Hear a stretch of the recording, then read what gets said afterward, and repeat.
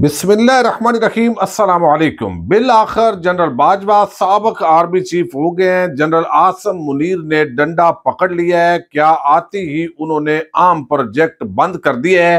General Faiz Hamid के इस्तीफे के हवाले से कुछ मुतजाद खबरें हैं। असल कहानी क्या है, इस पर भी बात करेंगे। मैं अनकरीब गुमनामी में चला जाऊंगा, लेकिन फौज से मेरा रूहानी ताल्लुक बरकरार रहेगा। जनरल बाजवा ने आज जो आखिरी खिताब किया है और कमान की तब्दीली के दौरान जनरल बाजवा आगे बढ़े हैं, जनरल आसिम मुनीर आगे गर्मजोशी के साथ क्यों नहीं बढ़े, इस पर भी सवाल उठाए जा रहे हैं। और अवामी रद्द-ए-अमल जनरल बाजवा की तकरीर पर क्या आया है, इस पर भी वीडियो में बात करेंगे। उम्मीद करूंगा कि आप समाअत करेंगे और अपने कीमती फीडबैक से जरूर आगाह करेंगे। पाकिस्तान की सियासत के अंदर हमेशा एस्टेब्लिशमेंट का अहम रोल रहा है और आर्मी चीफ ज़ाहिर है एस्टेब्लिशमेंट की कमान कर रहे होते हैं, और इस वजह से उनकी पाकिस्तान के अंदर जो तब्दीली है वो अहमियत की अमल होती है।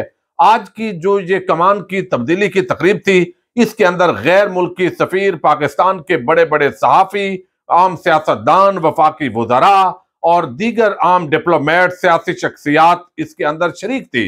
और इसको एक पुरवकार तकरीब जो है ये मुनक्कद होती है हमेशा।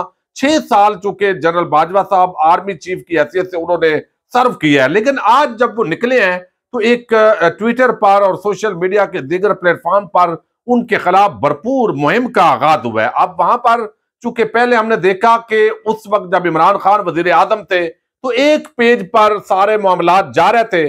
अचानक जब ये सारी चीजें तब्दील हुई है, इमरान खान की हुकूमत तब्दील हुई है और फिर ये पीडीएम का जो सारा टोला है वो कौम पर मुसल्लत हुआ है, तो लोग ये समझते हैं और ये राय अवाम के अंदर पाई जाती है कि ये जो पूरा पीडीएम का प्रोजेक्ट है ये मौजूदा एस्टेब्लिशमेंट लेकर आई है। और जिस तरह एमक्यूएम, एएनपी, शेरपा और ये सारी जमातें इकट्ठी हुई और ये पूरा एक बानमती का कुंबा बनाया गया, तो इस वक्त मुख्तलिफ ट्रेंड जो है वो चल रहे हैं। और मैं समझता हूं कि तहजीब और इखलाक के दायरे के अंदर रहकर इख्तलाफ राय हो सकता है। बहुत सारे लोग जज्बाती हैं, वो समझते हैं चूंकि इमरान खान को निकाला है तो कोई तरह तरह की बात हो रही है। चूंकि खुद ही आर्मी चीफ जो थे जनरल बाजवा साहब, उनकी एक्सटेंशन भी उस वक्त जो है वो पीटीआई की हुकूमत ने दिलवाई थी, तो अब एक भरपूर किस्म का जो अवामी रद्द अमल है वो भी आ रहा है। ये भी सवाल मुखालफिन उठा रहे हैं। बहरहाल ये हमारे जो जर्नैल है,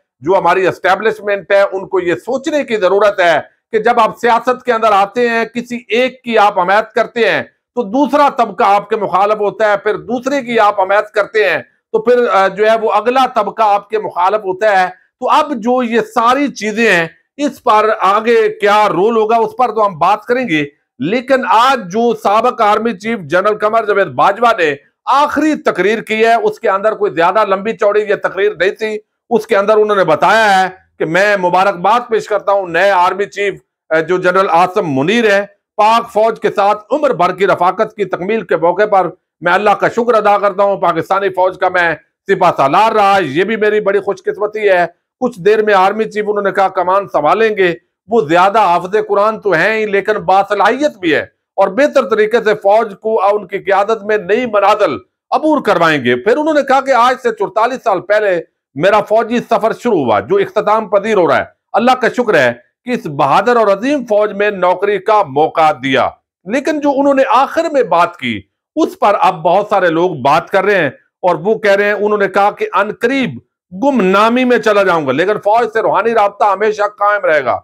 जब फौज की कामयाबियां होंगी खुशी होगी, और जब फौज पर मुश्किल वक्त आएगा मेरी दुआएं आपके साथ होंगी। तो जो आर्मी चीफ थे साबिक जनरल बाजवा साहब, उन्होंने आखिरी तकरीर कर दी है।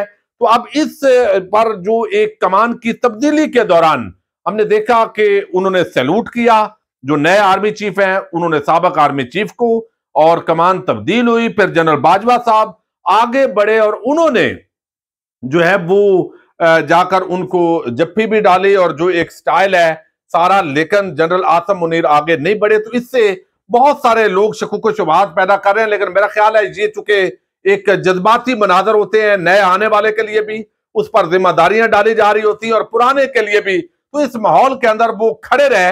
ये कोई ऐसी बात नहीं है कि तकब्बर है या कोई नाराजगी है, ये एक नेचुरल स्टाइल के अंदर सारा कुछ हुआ है। हमें किसी सियासी नुक्ते पर इख्तलाफ की बुनियाद पर اس طرح کی جو غلط فہمیاں ہیں وہ پیدا نہیں کرنی چاہیے. اب جو جنرل فیض حمید ہیں اور جنرل اظہر، ان دو جرنیلوں کے استعفوں کی خبر کل چلی. ڈان نیوز نے یہ خبر بریک کی، پھر جیو نیوز پر، پھر باقی ٹی وی چینل جو ہے انہوں نے بھی اس کو رپورٹ کیا، آج ٹی وی نے بھی. اب یہ ایک تاثر دیا جا رہا ہے سب کی طرف سے کہ یہ جو جنرل فیض حمید ہیں ان سے زبردستی استعفیٰ لیا گیا ہے، لیکن یہ بات غلط ہے اور یہ پراپیگنڈا ہے.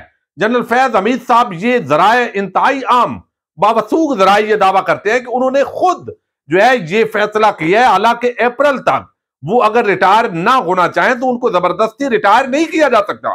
کوئی ان پر ایسا بلیم بھی نہیں ہے. مسلم لیگ نون جو ہے انہوں نے بہت ٹارگٹ کیا ان کو، ان کے جو معاملات ہوں گے، کوئی مالی معاملات ہیں، دیگر ہیں، وہ یقیناً کھلیں گے. اگر انہوں نے بھی کوئی غلط کیا ہے تو ضرور ان کی بات پرس ہونی چاہیے قانون اور آئین کے مطابق. لیکن یہ جو ایک تاثر دیا جاتا ہے کہ جنرل فیض حمید نے خود جو ہے وہ کوئی ڈیلنگ کی، کوئی اس طرح کا معاملہ، تو یہ پوری اسٹیبلشمنٹ جو ہے اس کا ایک رول ہوتا ہے. انصار عباسی اس وقت عام ترجمان ہے، صحافتی، انہوں نے بھی کل اس پر بات کی ہے کہ جو بھی جنرل فیض حمید کرتے رہے ہیں یہ تاثر درست نہیں ہے کہ جنرل باجوہ صاحب کو علم نہیں تھا. یہ تمام اسٹیبلشمنٹ جو ہے وہ مل کر یہ فیصلے کر رہی ہوتی ہے اور چین آف کمانڈ کے تحت چل رہے ہوتے ہیں، اور یہ ایک غلط تاثر ہے. اب جنرل جو فیض حمید ہیں ان کا یہ تاثر دیا گیا کہ انہوں نے استعفیٰ جو ہے وہ دیا نہیں ہے بلکہ ان سے استعفیٰ لیا گیا. یہ بات بالکل غلط ہے. انہوں نے زبانی طور پر آگاہ کیا کہ میں استعفیٰ دینا چاہتا ہوں، تو اس کو باقاعدہ طور پر قبول کر لیا گیا، لیکن ابھی تک سرکاری طور پر اس کا نوٹیفیکیشن کیوں جاری نہیں ہوا. اس حوالے سے ایک عام رپورٹ سامنے آئی ہے کہ انہوں نے استعفیٰ زبانی طور پر دیا ہے، تحریری استعفیٰ نہیں دیا، زبانی ہی ان کا استعفیٰ ابھی قبول ہوا ہے، وہ ڈیوٹی پر موجود ہیں. لیکن اس حوالے سے جو ریٹائرمنٹ کا اعلان ہے ان کو تمام بینیفٹس ملیں گے اور تمام پینشن بھی ملے گی، اس کے اندر کوئی فرق نہیں پڑے گا، اور کوئی سرکاری بیان جاری نہیں ہوا. اس حوالے سے ذرائع کا کہنا ہے کہ پاک فوج کا شعبہ تعلقات عامہ ISPR جرنیلوں کی ریٹائرمنٹ پر اعلان نہیں کرتا. البتہ آئندہ دنوں جب تقرریوں کا اعلان ہوگا تو خود بخود تصدیق ہو جائے گی. آگے وہ کہتے ہیں جنرل فیض حمید نے ریٹائرمنٹ کے لیے زبانی درخواست کی تھی جو منظور کر لی گئی ہے. اگر وہ اپنی مدت ملازمت پوری کرتے تو انہیں 30 اپریل کو ریٹائر ہونا تھا. قبل از وقت سروس کی آخری برس ہونے کے سبب جنرل فیض حمید کی پینشن اور دیگر مراعات پر کوئی اثر نہیں پڑے گا. جنرل فیض حمید کا نام ان 6 جرنیلوں میں تھا جو آرمی چیف کی فہرست کے اندر شامل تھے. اب جنرل فیض حمید کو متنازعہ بنانے کی کوشش ہوئی، خواہش تھی کچھ لوگوں کی، تو وہ قبل از وقت جو ہے ریٹائرمنٹ لے رہے ہیں. ان پر کوئی پابندی نہیں ہے زبردستی. وہ خود چاہتے ہیں کہ نیا آرمی چیف آئے اور اپنی مرضی سے وہ جو بھی اپوائنٹمنٹس کرنا چاہتا ہے، جہاں کسی کی ڈیوٹی اسائن کرنا چاہتا ہے، اس کو پورا موقع ملنا چاہیے.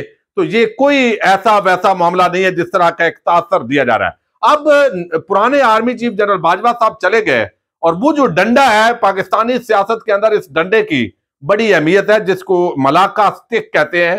اس کی بھی ایک تاریخ ہے، اور یہ ملاقہ سے آتی ہے، وہاں سے یہ ایک درخت ہے، اس خاص درخت سے بنتی ہے. پوری دنیا میں جو آرمی چیف کی کمان اکثر ممالک کے اندر یہی چھڑی استعمال ہوتی ہے جس کو ہم پنجابی میں ڈنڈا کہتے ہیں، اور پاکستانی قوم کے لیے اس ڈنڈے کی بڑی اہمیت ہے، یعنی سیاستدانوں کے لیے بھی، صحافیوں کے لیے بھی، عام عوام کے لیے بھی. اور یہ انتہائی طاقتور ڈنڈا ہوتا ہے جو ہر دور کے اندر جو ہے وہ کسی نہ کسی کو پڑا رہتا ہے. اب دیکھنا یہ ہے کہ جو عام پروجیکٹ شروع کیا گیا، اگرچہ جو ہے وہ یہ دعویٰ کیا جاتا ہے، ادھوری بات کی جاتی ہے کہ اسٹیبلشمنٹ نے جو عمران خان پروجیکٹ ہے وہ بنایا، پھر عمران خان ان کے گلے پڑ گیا، پھر بوجھ کو اتارنے کا فیصلہ ہوا، پھر نیوٹرل ہو گیا. نہیں، اسٹیبلشمنٹ پر یہ ایک آخری بڑا بوجھ ہے، اور یہی وجہ ہے کہ جو سابق آرمی چیف ہیں جنرل باجوہ صاحب، ان پر بڑی تنقید اس معاملے پر ہو رہی ہے کہ جو ایک عام پروجیکٹ 8-10 مہینے پہلے لانچ کیا گیا جس کو PDM پروجیکٹ کہتے ہیں، کیا وہ جنرل عاصم منیر یہ پروجیکٹ بند کریں گے؟